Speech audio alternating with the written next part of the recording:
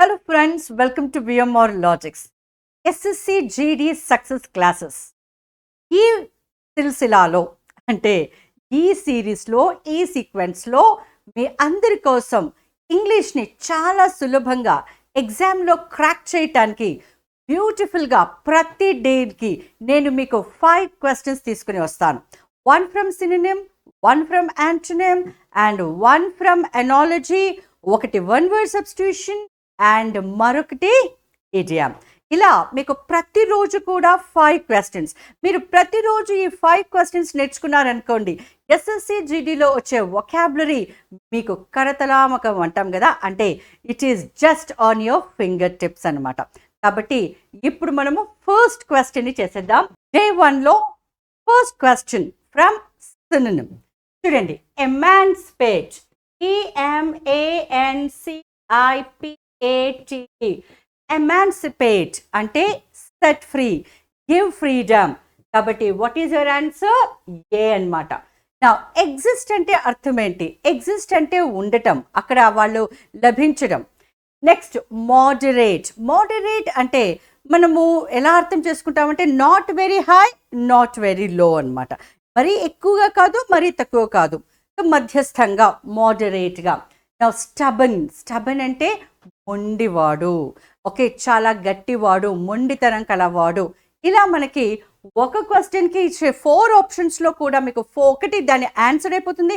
మిగతా 3కి కూడా నేను మీకు మీనింగ్స్ ఇచ్చేస్తున్నాను. కాబట్టి దాన్ మీరు ఒక క్వశ్చన్కి మీరు 4 వర్డ్స్ నేర్చుకుంటున్నారనమాట, అంతే కదా. నా క్వశ్చన్ నెంబర్ 2 చూద్దాం. యాంటోనిమ్. యాంటోనిమ్ అంటే వ్యతిరేక పదం, మీకు తెలుసు.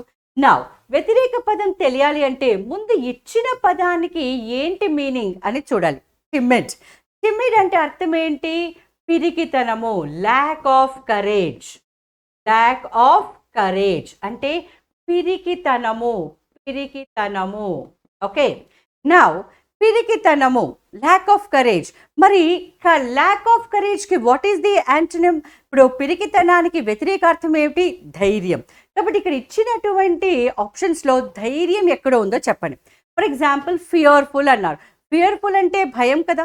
సో పిరికితనం అన్నా భయస్థులన్నా కూడా it is one and the same కదా. అంటే టిమిడ్కి ఒకవేళ సినోనిమ్ గనక అడిగితే ఫియర్ఫుల్ అని చెప్పేవాళ్ళం అనమాట. కానీ మనకు కావాల్సిందేంటి? Opposite word. కాబట్టి ఇది మన ఆన్సర్ కాదు. నౌ సెకండ్ వన్, టేస్ట్లెస్, రుచిగా లేకపోవటము, రుచి లేకపోవటము. కాబట్టి ఇది దీనికి సంబంధమే లేని పదం కదా. ఎస్. నౌ బోల్డ్. బోల్డ్ అంటే ఏంటి? ధైర్యము. బోల్డ్ మీన్స్ ధైర్యము. మరి టిమిడ్ అంటే ఏంటి? పిరికితనం. సో పిరికితనానికి ఆపోజిట్ ఏమవుతుంది? ధైర్యం అవుతుంది. కాబట్టి టిమిడ్కి మనకి ఆపోజిట్ వర్డ్ ధైర్యం, బోల్డ్. బోల్డ్ అంటాం కదా, వీడు చాలా బోల్డ్గా ఉన్నాడు, వీడు చాలా బోల్డ్గా మాట్లాడతాడు. That means what? ధైర్యంగా మాట్లాడతాడు అని. Okay, then next efficient. Efficient అర్థం ఏంటి? ప్రావీణ్యం కలవాడు, అంటే స్కిల్ఫుల్ అంటే కూడా ప్రావీణ్యం కలవాడు. ఇంకొక మీనింగ్లో కూడా దాని సినోనిమ్గా ఎఫిషియంట్ అని కూడా మనం అర్థం చేసుకోవచ్చు కదా. కాబట్టి now again 4 words. Now question number 3 చూద్దాం. ఇది ఎనాలజీ అంటాం. ఎనాలజీలో మనకిచ్చినటువంటి మొదటి జంటులో ఉన్నటువంటి 2 పదాల మధ్య ఏ విధమైన రిలేషన్ ఉంటుందో అదే విధమైనటువంటి రిలేషన్ని మనకు క్రింద ఇచ్చినటువంటి ఆప్షన్స్లో మనం వెతుక్కోవాలి. సో నౌ డియర్ ఫ్రెండ్స్, ఏమిచ్చాడు? ఫ్యూయల్, పైప్స్ అన్నాడు. నౌ ఫ్యూయల్ అంటే తెలుసు కదండి మీకు, అది పెట్రోల్ కావచ్చు, లేదంటే డీజిల్ కావచ్చు, ఏదైనా కావచ్చు. పైప్స్ అన్నాడు. సో ఈ ఫ్యూయల్కి పైప్స్కి తేడా ఏంటి అంటే, నౌ ఇప్పుడు ఈ ఫ్యూయల్ అనేది పైప్స్ ద్వారా ప్రవహిస్తుంది కదా. పైప్స్ ద్వారా ప్రవహిస్తుంది అంటే పైప్స్లో నుండి ఫ్యూయల్ ప్రవహిస్తుంది అని మనం అర్థం చేసుకుంటే, కింద ఇచ్చిన ఆప్షన్స్లో దేనిలో నుండి ఏది ప్రవహిస్తుంది అనేది మనం చూసుకోవాలి. ఇప్పుడు ఇక్కడ చూడండి, బ్లడ్ వెయిన్స్. సో ఫస్ట్ పేరు మనకి ఏమిచ్చాడు? బ్లడ్ వెయిన్స్ అన్నాడు. నౌ ఇక్కడ చూడండి, వెయిన్స్ అంటే ఇప్పుడు మనకు తెలుసు కదండి, మనకి ఆర్టరీస్ అండ్ వెయిన్స్ అంటాం. ఈ ఆర్టరీస్ అండ్ వెయిన్స్లో మనకి ఏది ప్రవహిస్తుంది అంటే రక్తం ప్రవహిస్తుంది. ఇప్పుడు ఆర్టరీస్ అన్నామనుకోండి మంచి రక్తం ప్రవహించేది, అది వెయిన్స్ అన్నామనుకోండి చెడు రక్తం ప్రవహించేది. కాబట్టి ఇక్కడ బ్లడ్ అనేది వీటిలో ద్వారా ప్రవహిస్తుంది కదా. కాబట్టి our answer is what? Blood veins. So fuel పైప్స్కి ఏ విధమైన రిలేషన్షిప్ ఉందో బ్లడ్ వెయిన్స్కి కూడా అదే రకమైన రిలేషన్షిప్ ఇక్కడ మనకు కనబడుతుంది. నెక్స్ట్ మిగతావి ఏంటి అంటే ఫుడ్, స్టమక్. ఇక్కడ చూడండి, ఫుడ్ అనేది స్టమక్లో ఉంటుంది. మనం తిన్నదంతా కూడా స్టమక్లో వెళ్ళి అక్కడ స్టోర్ అవుతుంది, తర్వాత మెల్లిగా డైజెస్ట్ అవుతుంది. కానీ దాని ద్వారా ప్రవహించదు కదా, కాబట్టి this is not our answer. వుడ్కి ట్రీస్కి ఉన్న రిలేషన్ ఏంటి అంటే వుడ్ అనేది ట్రీస్ నుండి లభిస్తుంది. ఓకే, కాబట్టి ఇది నాట్ అవర్ ఆన్సర్. నా ఇమ్యూనిటీ అండ్ డిసీజ్ ఉందనుకోండి. ఇమ్యూనిటీ అంటే అర్థం ఏంటి? రోగ నిరోధక శక్తి. ఇమ్యూనిటీ అంటే రోగ నిరోధక శక్తి. నా డిసీజ్ అంటే ఏంటి? రోగము. అంటే రోగాన్ని నిరోధించేటువంటి శక్తి ఏంటి? ఇమ్యూనిటీ. అండ్ ఎందుకు ఇవి చెప్తున్నానంటే దీనికి ఆన్సర్ వచ్చేసింది, కానీ మిగతావి కూడా మీరు ఒక్కసారి నేర్చుకుంటే వాటి మధ్యలో రిలేషన్ ఎట్లా అర్థమవుతుంది అనేది ఐ జస్ట్ వాంట్. అలాగే వొకాబులరీ కూడా దీంట్లో ప్రతి వర్డ్కి మీనింగ్ కూడా మనకు తెలుస్తుంది కదా. ఎస్. నా question number 4, to take heart. ఇదేంటంటే మనకు ఇడియం. సో ఇడియమ్స్ అన్నీ కూడా మనం ఎలా అర్థం చేసుకోవాలి అంటే నేర్చుకుని దాన్ని మనము మైండ్లో అంటే అజ్యూమ్ చేసి చేయకూడదు అనమాట. నా టు టేక్ హార్ట్ అంటే టేక్ సంథింగ్ సీరియస్లీ. ఓకే, అందుకనే మనం ఒక్కొక్కసారి అంటాం చూడండి, ఎవరైనా బాధపడుతూ ఉంటే don't take it to your heart అంటాం. Don't take it to your heart అంటే ఇది నువ్వు హృదయానికి దగ్గరగా తీసుకోవద్దంటే అర్థము దాన్ని సీరియస్గా తీసుకోకు అని.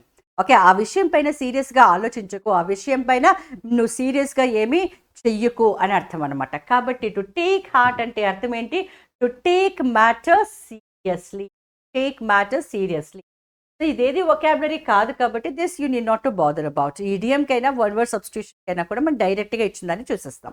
కాబట్టి టు టేక్ హార్ట్ అంటే అర్థం ఏంటి? Take something, any matter seriously. ఓకేనా? నౌ నెంబర్ 5కి వచ్చేసేద్దాం. ఇన్కాపబుల్ ఆఫ్ బీయింగ్ ఎక్స్ప్లెయిన్డ్ అంటే ఎక్స్ప్లెయిన్ చేయడానికి కెపాసిటీ లేనటువంటిది. ఇప్పుడు క్యాపబుల్ అనేది మనకి వర్డ్. క్యాపబుల్ అంటే అర్థం ఏంటి? కెపాసిటీ కలది. కెపాసిటీ కలది. దీనికి ఆపోజిట్ ఏంటి? ఇన్కాపబుల్. ఇన్కాపబుల్. సో నా ఇక్కడ చూడండి, incapable. Okay, just like capable. So ఇన్కాపబుల్కి ఇప్పుడు మనకి ఇన్ అనేది ఏంటనమాట? ప్రిఫిక్స్ అనమాట. అంటే కొన్ని పదాలకి ముందు మనం ఇన్ పెడితే అది ఆపోజిట్ మీనింగ్ ఇస్తుంది. ఇప్పుడు క్యాపబుల్ ఉంది, దీనికి ఆపోజిట్ మీనింగ్ కావాలంటే ఇన్కాపబుల్ అన్నాడు. అయితే ఇక్కడ ఏమంటున్నాడంటే ఇన్కాపబుల్ ఆఫ్ బీయింగ్ ఎక్స్ప్లెయిన్ అంటే ఎక్స్ప్లెయిన్ చెయ్యటానికి కెపాసిటీ లేనిది, అంటే ఎక్స్ప్లెయిన్ చెయ్యడానికి వీలు పడనిది. ఓకే, సో ఇక్కడ మనకి ఇచ్చాడు నాన్ డిస్క్రిప్ట్, అన్టోల్డ్, అన్ఎక్స్ప్లెయిన్డ్, ఇన్ఎక్స్ప్లికబుల్. ఇక్కడ చూడండి, చాలా మంది ఏమనుకుంటారంటే అన్ఎక్స్ప్లెయిన్డ్ అనుకుంటారు, విచ్ ఈస్ అబ్సల్యూట్లీ రాంగ్. ఇప్పుడు అన్ఎక్స్ప్లెయిన్డ్ అంటే అర్థం ఏంటంటే ఒకటి ఎక్స్ప్లెయిన్ చేయబడలేదు. ఇప్పుడు ఫర్ ఎగ్జాంపుల్ ఈ 4 ఉన్నాయండి, ఏబిసిడి. ఈ ఏబిసిడిలో నేను ఏ అనేది నేను మీకు చెప్పలేదు అనుకోండి, దాని మీనింగ్ ఏంటో నేను మీకు చెప్పలేదు అనుకోండి, అప్పుడు ఏమంటాము? మేడం మీరు అది ఎక్స్ప్లెయిన్ చేయలేదు మేడం, మీరు ఏ బిట్ ఎక్స్ప్లెయిన్ చేయలేదు మేడం అంటారు. సో ఎక్స్ప్లెయిన్ చేయలేదంటే యూ హ్యావ్ నాట్ ఎక్స్ప్లెయిన్, అంటే అన్ఎక్స్ప్లెయిన్డ్ బిట్ అనమాట. అది అన్ఎక్స్ప్లెయిన్డ్ బిట్. కానీ ఇక్కడ ఏమంటున్నాడు? ఎక్స్ప్లెయిన్ చెయ్యనిది కాదంటున్నాడు. ఇక్కడ ఏమంటున్నాడంటే ఎక్స్ప్లెయిన్డ్. ఇక్కడ ఏమంటున్నాడంటే ఇన్కాపబుల్ ఆఫ్ బీయింగ్ ఎక్స్ప్లెయిన్ అంటే ఎక్స్ప్లెయిన్ చెయ్యటానికి వీలు పడనిది. అంతేకాని ఎక్స్ప్లెయిన్ చెయ్యబడనిది కాదు. కాబట్టి ఇది పోయింది. Now untold. ఇప్పుడు టోల్డ్ ఉందండి. టోల్డ్ అంటే చెప్పబడినది. నౌ దానికి ఆపోజిట్ అన్టోల్డ్ అంటే చెప్పబడనిది. ఇది చెప్పబడింది. ఓకే, దీనికి ఆపోజిట్ ఏంటి? చెప్పబడనిది. అన్టోల్డ్. సో ఇక్కడ మీరు ఏం గమనించారు? కొన్నింటికి ఇన్ పెడితే అంటే ప్రిఫిక్స్లో ఇన్ వచ్చేసింది అనుకోండి, అది ఆపోజిట్ అవుతుంది. కొన్నింట్లో ఏది అన్ వచ్చినా కూడా అవుతుంది. కొన్నింట్లో ఐఎమ్ ఇమ్ వస్తుందని, పాసిబుల్, ఇంపాసిబుల్ అలా అనమాట. వెల్ ఎనీహౌ, సో ఇది నాకు మన ఆన్సర్ కాదు. Now what is the answer? Inexplicable. అర్థమవుతుందా అండి? సో వెల్, సో డిస్క్రిప్ట్ ఉంది. సో డిస్క్రిప్ట్కి ఆపోజిట్ ఏమవుతుంది? నాన్ డిస్క్రిప్ట్ అనమాట. అంటే కొన్నింటికి నాన్ పెడితే మనకి ఏది వస్తుంది అనమాట? ఆపోజిట్ వస్తుంది. అర్థమైపోయిందా? So here I complete day 1 ఒక క్యాబ్. నౌ డే 2 లోకి వెళ్దాం.